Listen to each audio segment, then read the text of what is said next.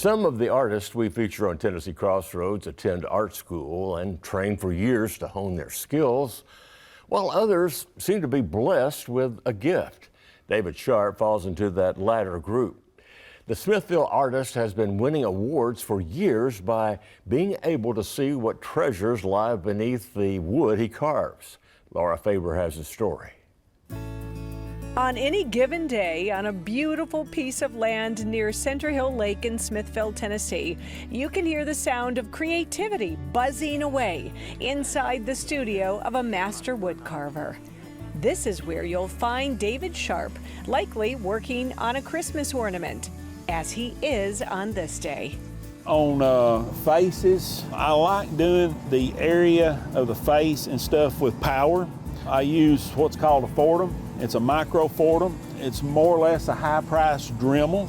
It's easier to take and change the bits in and out. Every year, David makes one new design and sells hundreds. One was Santa Claus. He had his hat pulled down over his eyes and everything, and people loved it, and they just caught on. And I'm probably the only one in the United States that does a single design each year.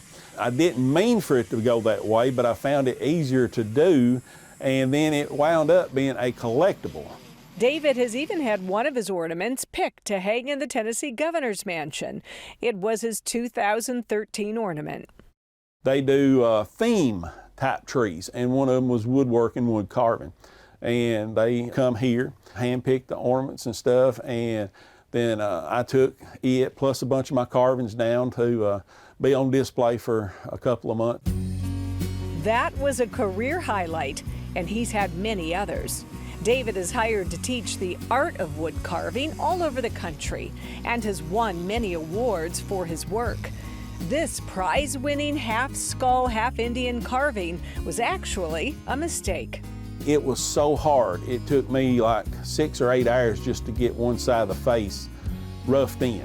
And when I started on the other side, I hit rot. And I thought, man, I was so upset, and I got to looking at it, and I've got a skull sitting right here on my shelf, and I'd look at the piece, I'd look back, I'd look, and I could see where the rot was exactly where the eye and all that sockets was. And I halved the carving. One side was a full Indian face, the other side was a skeleton of it. And that was one of the first pieces that I competed with, and I won in every show that I competed with. His start in wood carving came later in life. It was on a Smoky Mountain vacation trip, and David visited a working wood carver. He talked David into whittling a bit with him, noticed some talent, and convinced him to come back for a class.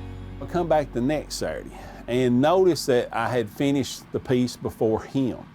And he talked me into coming back the following week, and they was doing a class on a realistic Indian bust. And I told him, I said, I don't even own a tool. And he said, you're good enough. He said, I'll supply you with everything. And I'm taking the class so you'll have all the tools you need and stuff. And he said, I just want to see how far you go. 24 students, I was the only one finished it.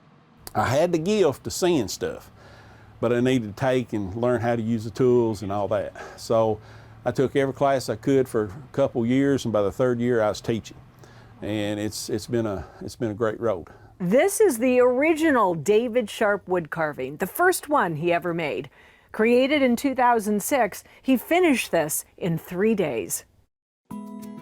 Today, David is known for his human and animal busts and carvings, and of course his Christmas ornaments, mantles, and specific pieces he's commissioned for. And he carves a lot of big orange Santas and Smokies. Animals are much harder to carve than people. David says the nose tells you everything you need to know about a creature's proportions. And when you do the legs, you always start with the foot. The foot has to go up into all the joints. So you always start with the bottom of the foot and then work your way up to the leg. Most of the wood David works with comes from the area, and he has some favorites. I use 3 different woods primarily: cedar, and then I use butternut, which everybody knows is white walnut. Then I use basswood. All my animals is out of southern basswood. All my ornaments and stuff's out of northern.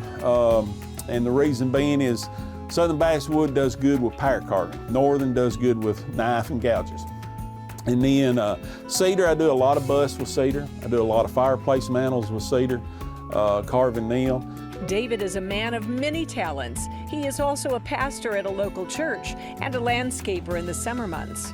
But his skill for the art of wood carving is a special thing. By the way, he also paints and finishes all his pieces. I'm blessed. You know, I tell everybody this is a God-given talent, and because he just dropped it right in my lap. Carving is a dying hobby. We've become modernized, all tech, stuff like that. People's got different agendas now. You take 30 years ago, you've got craftsmen that hand done everything. The world's getting away from that. It takes a lot of time to do stuff by hand. I know my product, what I've hand carved, whatever it may be, is going back out to a home. David Sharp is leaving a legacy. One cut, one groove, one chip at a time.